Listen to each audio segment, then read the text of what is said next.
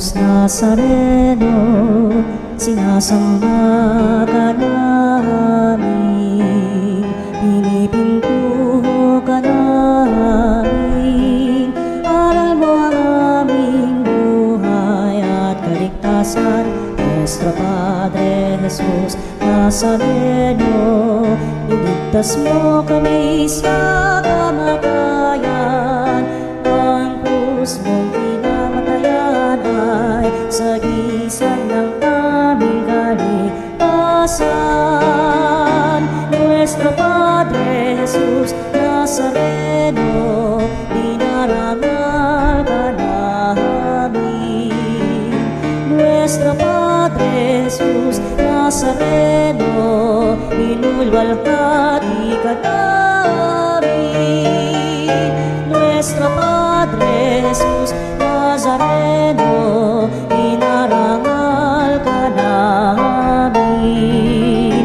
Nuestro Padre Jesus Nazareno, inulwalhati ka namin. Pinagyaman niya ng lubusan, purihin ninyo ang Panginoon, dakilain ang kanyang ngalan. Purihin siya'y awitan, at papurihan magpakailanman.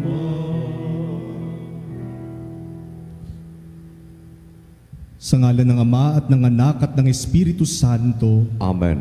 sumainyo ang Panginoon. At sumairin. Mga minamahal na kapatid, nagkakatipon tayo sa misang ito upang muling tanggapin si Jesus, ang ating tagapagligtas na dumating upang maglingkod at hindi upang paglingkuran. Hilingin natin sa misang ito ang biyaya na makapaglingkod sa ating kapwa katulad ni Jesus. At patuloy nating isama sa ating misa ang lahat ng ating mga panalangin para sa ating sarili, sa ating pamilya, sa ating bansa at para sa buong mundo. Upang tayo maging marapat gumanap sa banal na pagdiriwang, aminin natin ang ating mga nagawang kasalanan at humingi tayo sa Diyos ng awa at kapatawaran.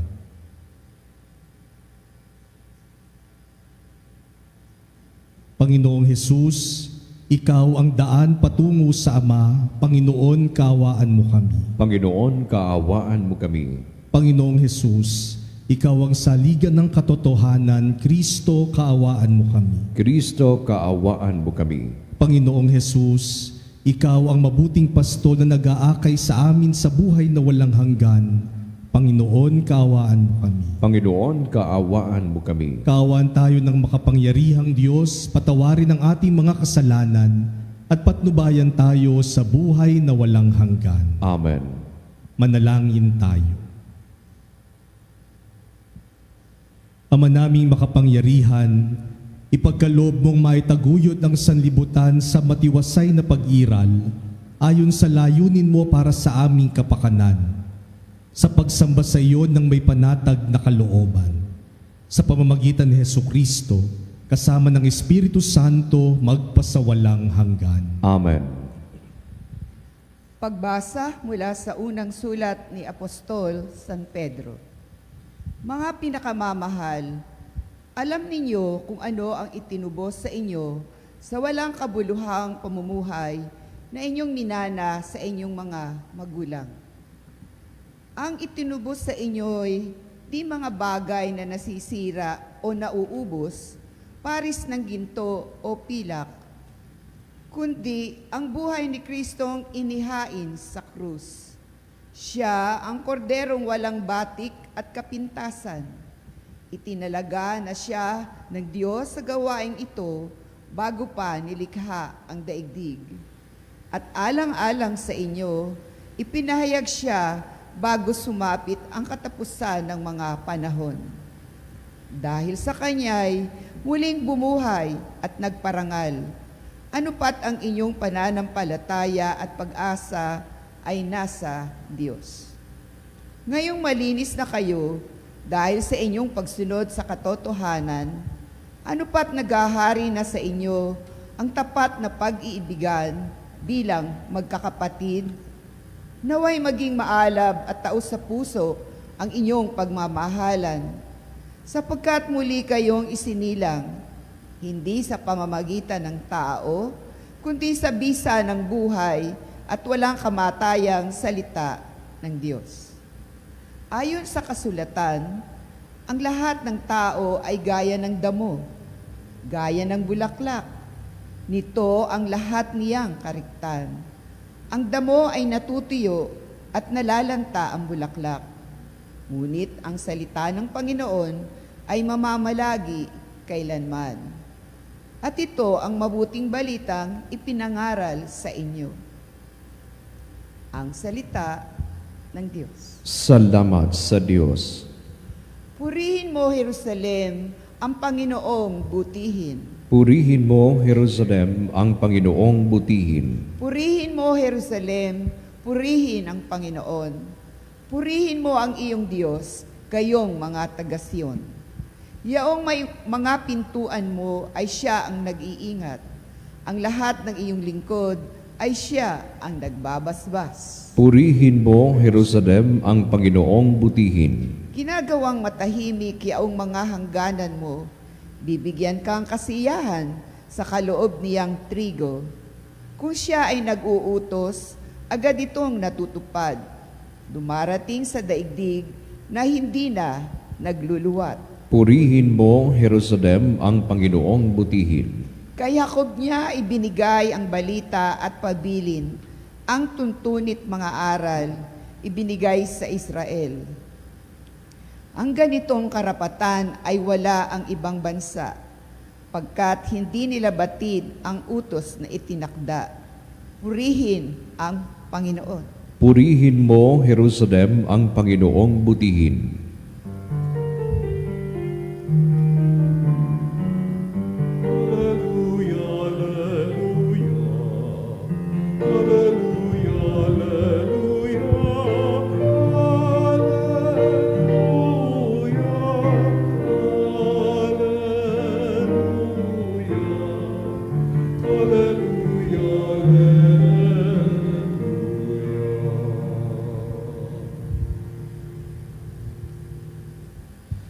Sumainyo ang Panginoon. At sumairin. Ang mabuting balita ng Panginoon ayon kay San Marcos. Papuri sa iyo, Panginoon. Noong panahong iyon, nasa daan ang mga alagad patungong Jerusalem. Nauuna si Jesus sa kanila. Nangangamba ang mga alagad at natatakot naman ang mga taong sumusunod sa Kanya. Ibinukod ni Jesus ang 12 at sinabi ang mangyayari sa Kanya. Wika niya, ngayoy paahon tayo sa Jerusalem. Ang anak ng tao ipagkakanulo sa mga punong saserdote at mga eskriba.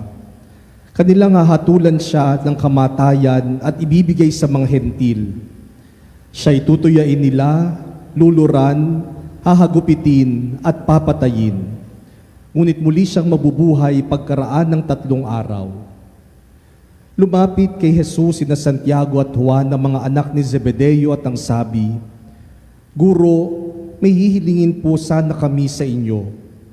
Ano yon? Tanong ni Jesus. Sumagot sila, sana'y makaupo kami katabi ninyo sa inyong kaharian, isa sa kanan at isa sa kaliwa.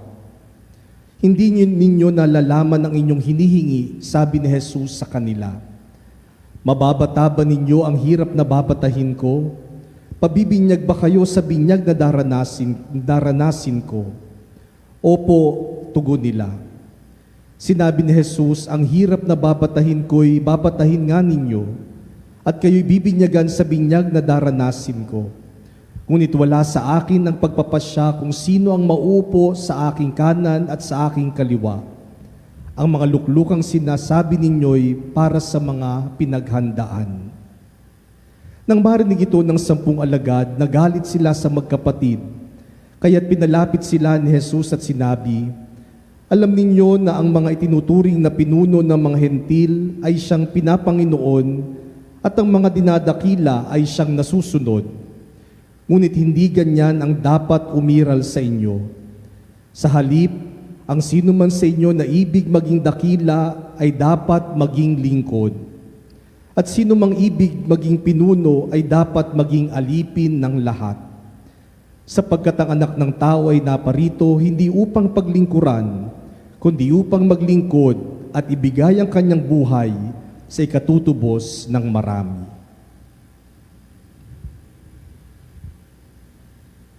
Ang mabuting balita ng Panginoon. Pinupuri ka namin, Panginoong Heso Kristo. At sa ating ibanghelyo ngayong araw na ito, narinig natin na si Jesus ay naglalakbay patungong Jerusalem. At alam ni Jesus ang naghihintay sa kanya sa Jerusalem. Doon sa Jerusalem, siya'y pahihirapan, siya'y kukutyain, siya'y huhusgahan. Sa Jerusalem, papasanin niya ang krus, ipapako siya sa krus, at mamamatay siya sa krus. At buong katapatan niyang sinabi ito sa kanyang mga alagad. Ibinahagi niya doon sa 12 sa kanyang pinakamalapit na mga kasama ang naghihintay sa kanya sa Jerusalem. Ngunit, bagamat ito ang sinasabi ni Jesus, kung paano niyang iaalay ang kanyang buhay, katulad na rin ng narinig natin sa unang pagbasa, na si Jesus ay magliligtas sa atin hindi sa pamamagitan ng pilak o ginto, kundi sa pamamagitan ng kanyang dugo. Bagamat itong mga seryosong bagay na ito ang sinasabi ni Jesus sa kanyang mga alagad, tila iba ang nasa isip ng kanyang mga alagad. Parang sinasabi ni Jesus, ito ang kakaharapin ko, ito ang naghihintay sa akin, ito ang mangyayari sa akin. Pero sabi naman ng 2 alagad niya, si Santiago at si Juan, Panginoon, kapag maghahari ka na, pwede bang kami yung katabi mo sa kanan at sa kaliwa? Mga minamahal na kapatid, tingnan po natin yung nangyayari dito. Si Jesus, sinasabi niya kung paano niyang iaalay ang kanyang buhay para sa lahat. Dahil nararamdaman niya ang pangailangan ng sanlibutan, ng sangkatauhan ng tagapagligtas. Pero yung kanyang mga alagad, yung 2 na magkapatid, at ganun din yung 10 na nagalit sa magkapatid, dahil siguro naunahan sila sa gusto nilang hingin kay Jesus, yung kanyang 12 alagad, ang iniisip ay kanilang sarili. Para bang yung isang tao nagkukwento ng kanyang problema, pero yung nakikinig ang iniisip, paano kayang hindi ako maapektuhan ng problema niya? Mga minamahal na kapatid, minsan ganyan po tayo. Kapag may taong nasasaktan, ang iniisip natin, paano ko bang maiiwasan na hindi ako madamay? Kapag meron tayong kamag-anak, miyembro ng ating pamilya, kaibigan, na may mabigat na problema, minsan ang una natin iniisip, paano ba akong hindi madadamay sa kanya? Paano bang hindi ako maapektuhan ng problema niya? Mga kapanalig, ang tunay na pag-ibig po ay marunong makiramdam, sensitive, o sa salitang Ingles, marunong mag-empathize. Yung empathy, hindi lamang yun yung awang nararamdaman, kundi yung nilalagay mo ang iyong sarili sa sitwasyon, sa katatayuan ng isang tao. Nararamdaman mo ang kanyang nararamdaman, nauunawaan mo ang kanyang pinagdaraanan, nandun ka sa sitwasyon kung nasa saan siya. Madalas yan po ang nagkukulang sa atin. Parang wala tayong pakialam sa pinagdaraanan ng iba. Para tayo mga alagad ni Jesus. Sinasabi na niya na mamamatay siya, papatayin siya, ang iniisip nila kanila pa ring sarili. At kapag ganyan ang nangyayari sa atin, sa tahanan man, sa lipunan, sa bansa, sa gobyerno, o sa buong mundo, kapag wala tayong empathy, wala tayong pakiramdam at hindi tayo marunong dumamay sa bawat isa, magkakawatak-watak tayo, magkakagulo-gulo tayo. At yan naman po talaga ang nakikita natin sa ating kapaligiran, sa ating lipunan at maging sa ating pamilya. Kapag ang iniisip na ay ang kanyang sarili, paano kung mapoproteksyonan, paano hindi ako madadamay, paano kung maililigtas yung pamilya ko lang, yung kaibigan ko lang, yung kapartido ko lang. Kapag ito na ang ating iniisip, magkakawatak-watak tayo. Pero si Jesus, iba ang kanyang pamamaraan. Yung pag-ibig niya ay pagdamay, pakikiramdam sa pinagdaraanan natin, pag-aalay ng kanyang buhay.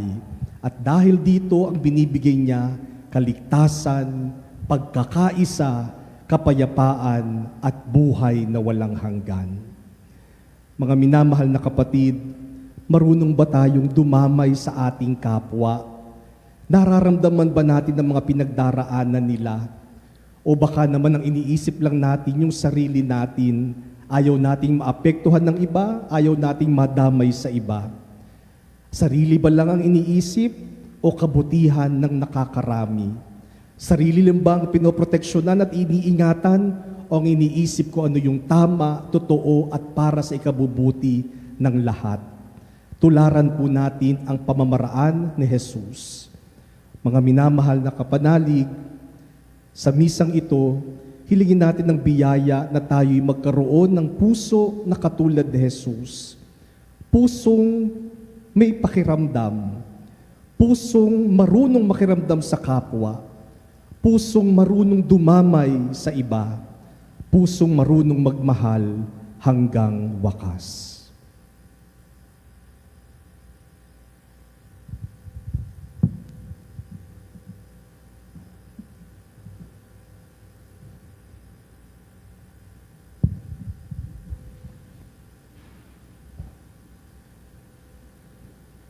Ipinahayag ni Kristong ating Panginoon ang kanyang mapagligtas na kamatayan at muling pagkabuhay.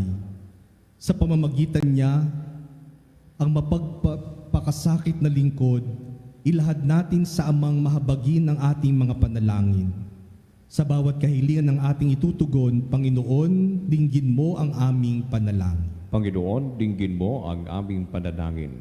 Ang mga pinuno ng simbahan, naway maging tunay na mga lingkod na kumikilos na mayroong malasakit na tulad ng ipinakita ni Kristo sa kanyang mga tagasunod. Manalangin tayo sa Panginoon. Panginoon, dinggin mo ang aming panalangin. Ang mga pinuno ng mga gobyerno, naway gamitin nila ang kanilang katungkulan para sa kabutihan ng kanilang pinamamahalaan at iwasan ang away at kawalang tiwala.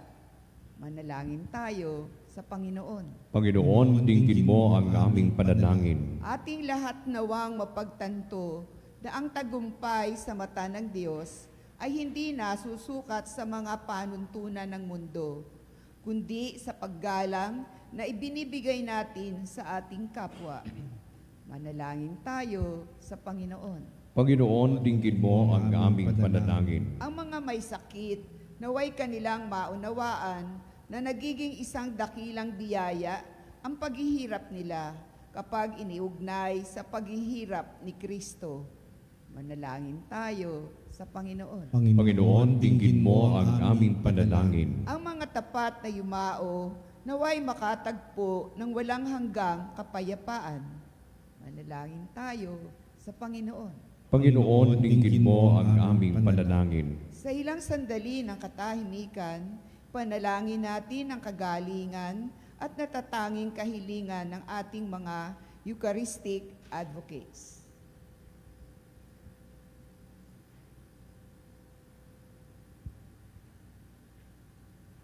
Manalangin tayo sa Panginoon.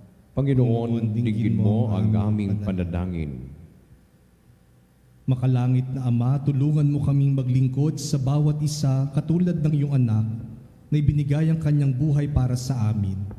Hinihiling namin ito sa pamamagitan ni Kristong aming Panginoon. Amen.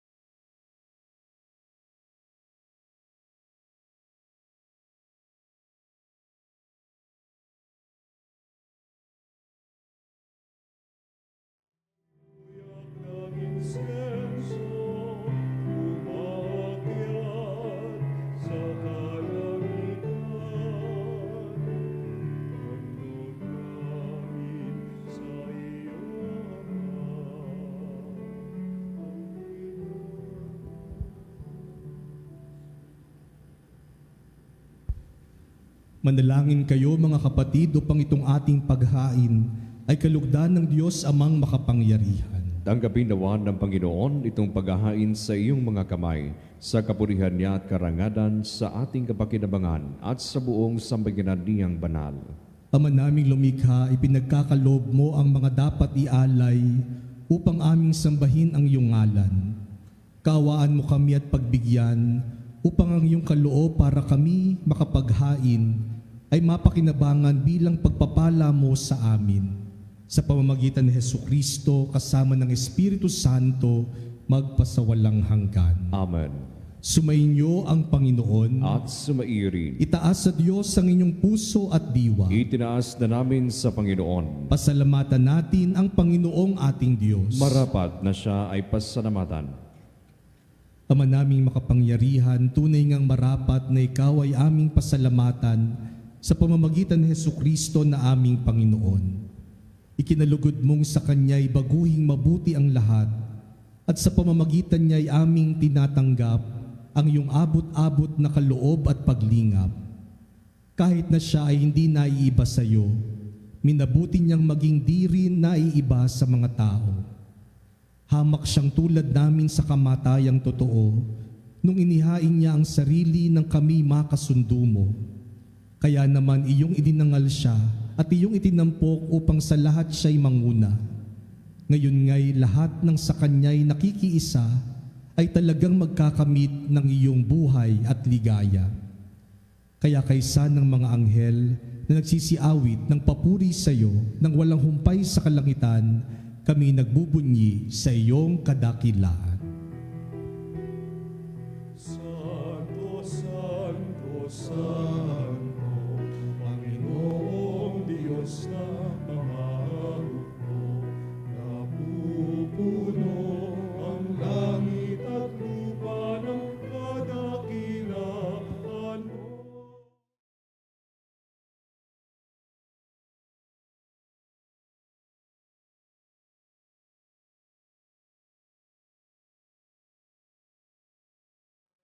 Naparirito sa ngalan ng Panginoon, Hosana sa kaitaasan.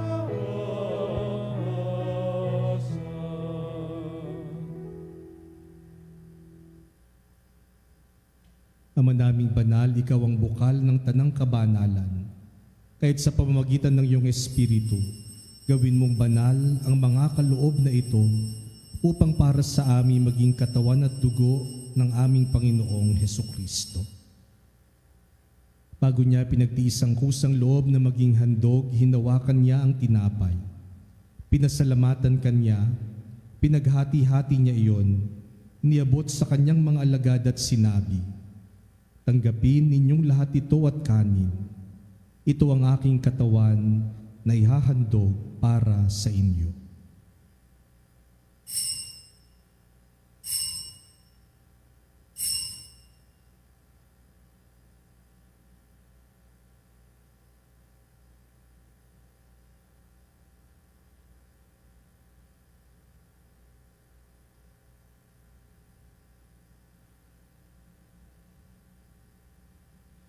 Gayun din naman nung matapos ang hapunan, hinawakan niya ang kalis. Muli kanyang pinasalamatan. Iniabot niya ang kalis sa kanyang mga alagad at sinabi, "Tanggapin ninyong lahat ito at inumin. Ito ang kalis ng aking dugo ng bago at walang hanggang tipan. Ang aking dugo na ibubuhos para sa inyo at para sa lahat sa ikapagpapatawad ng mga kasalanan. Gawin ninyo ito sa pag-alala sa akin."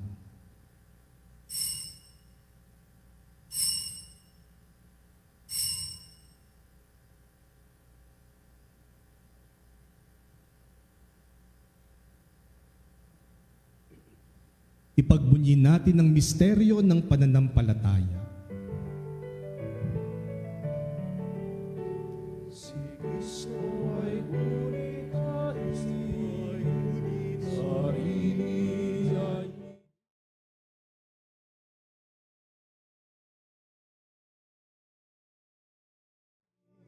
pinagsasalo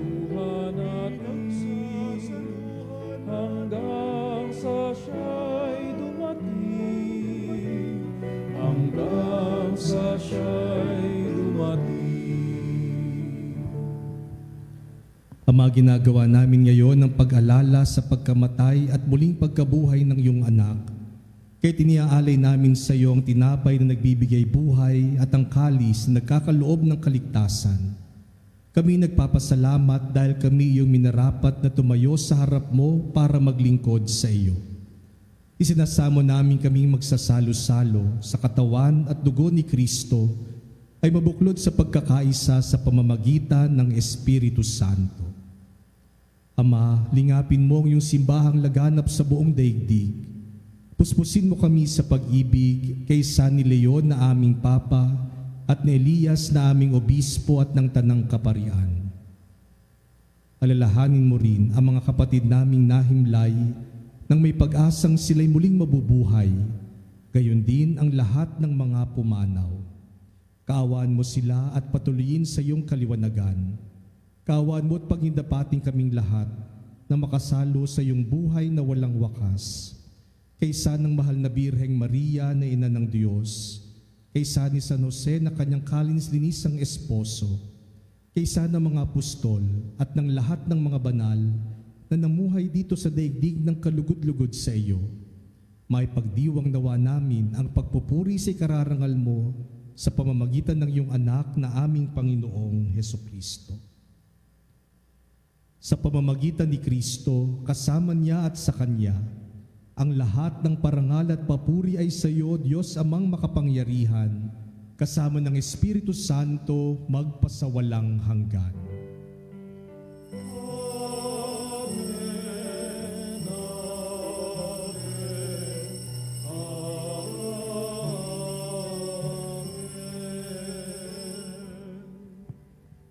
Tumawag tayo sa ating mapagmahal na Ama sa langit ayon sa panalangin na tinuro sa atin ni Jesus.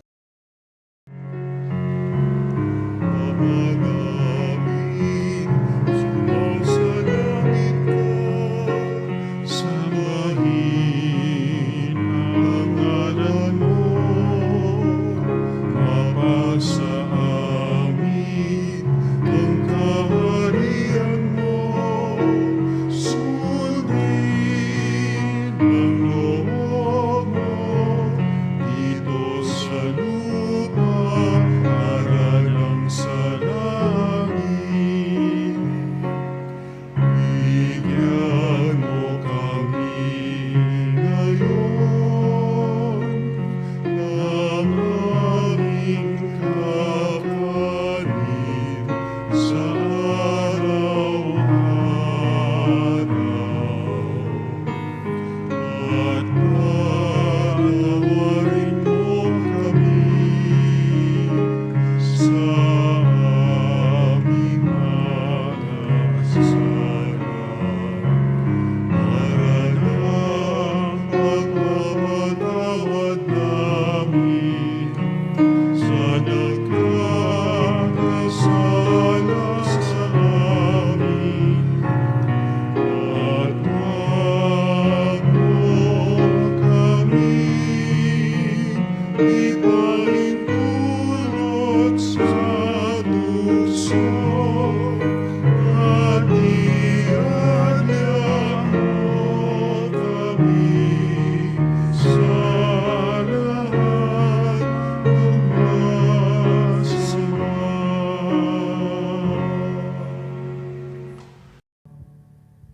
Iadya mo kami sa lahat ng masama, Panginoon. Pagkalooban mo kami ng kapayapaan araw-araw. Iligtas mo kami sa maraming tukso at kasalanan. Ilayo sa lahat ng panganib, karamdaman at kapahamakan.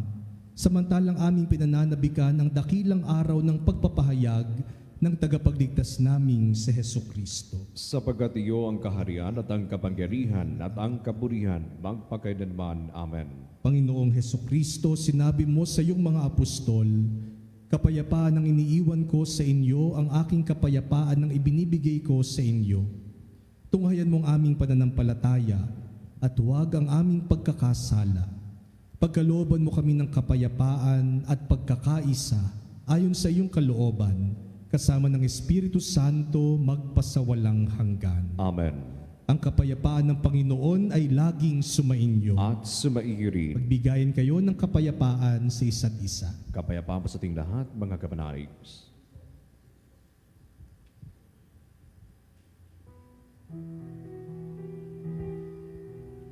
Cordero ng Diyos na nag-aalis ng mga kasalanan ng sanlibutan, maawa ka sa amin. Cordero ng Diyos na nag-aalis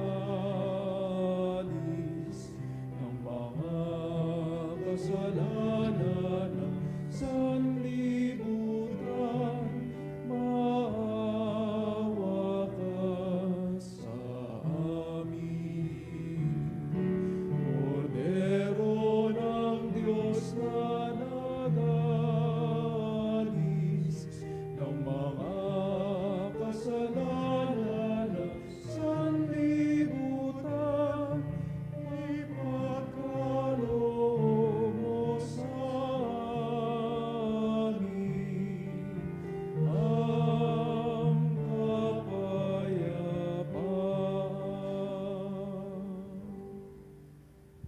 Narito si Jesus ang lingkod ng lahat. Siya ang kordero ng Diyos na nag-aalis ng mga kasalanan ng sanlibutan. Napakapalad nating tatanggap sa Kanya. Panginoon, hindi ako karapat-dapat na magpatuloy sa iyo, ngunit sa isang salita mo lamang ay gagaling na ako.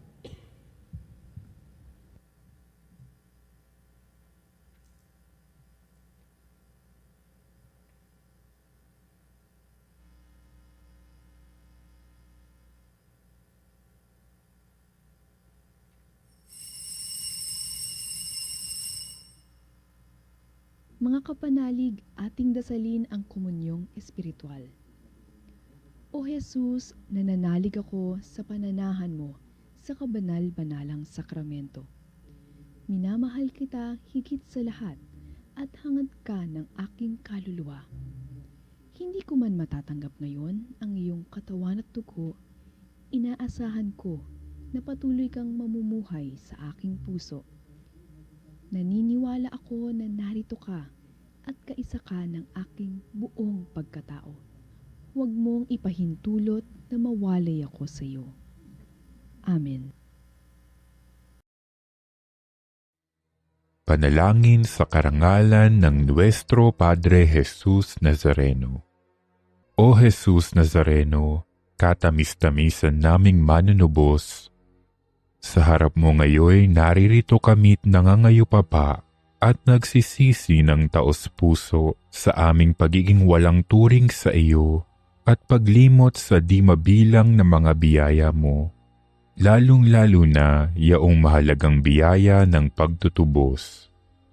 Dinaramdam namin at pinagsisisihang labis, Panginoon ko, ang pagkakasala namin sa iyo.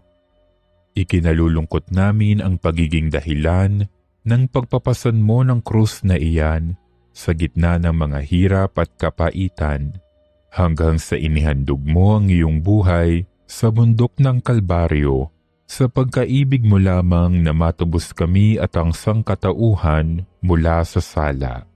Pakabanalin mo, O Panginoon, ang aming pagnanais at ipagtanggap mo sa amin ang iyong biyaya.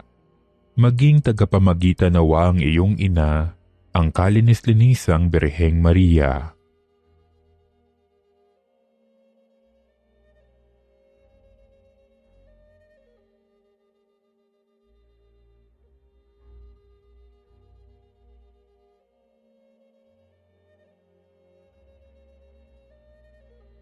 Ama naming makapangyarihan, niloob mong akuin ang iyong anak, ang krus at kamatayan, upang ang sangkatauhan ay matubos at mabuhay. Ang pag-ako namin sa krus at kamatayan dito sa lupa, ayon sa diwa ng pagsunod sa iyong loob, na ginanap ng iyong anak, ay magpagindapat nawa naming kamtin ang lubos na katubusan at pagkabuhay sa iyong piling, sa pamamagitan ni Hesukristo, kasama ng Espiritu Santo, magpasawalang hanggan. Amen. Nuestro Padre Jesus Nazareno, Panginoon namin at Diyos, kaawaan mo kami.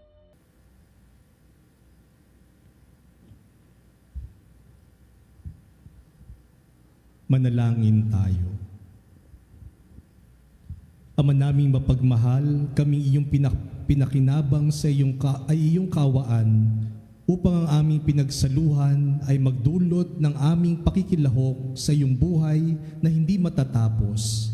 Iniluluhog namin ito sa pamamagitan ni Hesukristo, kasama ng Espiritu Santo, magpasawalang hanggan. Amen. Sumainyo ang Panginoon At sumairin. Pagpalain kayo ng makapangyarihang Diyos, Ama, Anak, at Espiritu Santo. Amen. Tapos ng ating pagdiriwang, humayo kayo sa pag-ibig ng Panginoon. Salamat sa Diyos.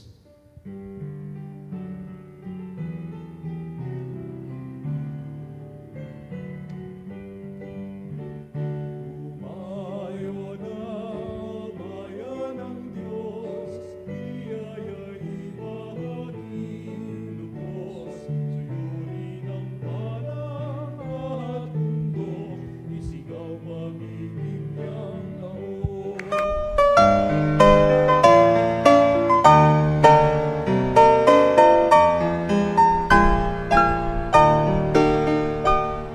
Nuestro Padre Jesus Nazareno, sinasamba ka namin, pinipintuho ka namin, aral mo ang aming buhay at kaligtasan. Nuestro Padre Jesus Nazareno, iligtas mo kami sa kamatayan, ang krus mong pinamatayan ay sagisag ng aming kaligtasan. Nuestro Padre Jesus Nazareno, dinarangal ka namin. Nuestro Padre Jesus Nazareno, inulwalhati ka namin. Nuestro Padre Jesus Nazareno, inarangal ka namin. Nuestro Padre Jesus Nazareno, inulwalhati ka namin.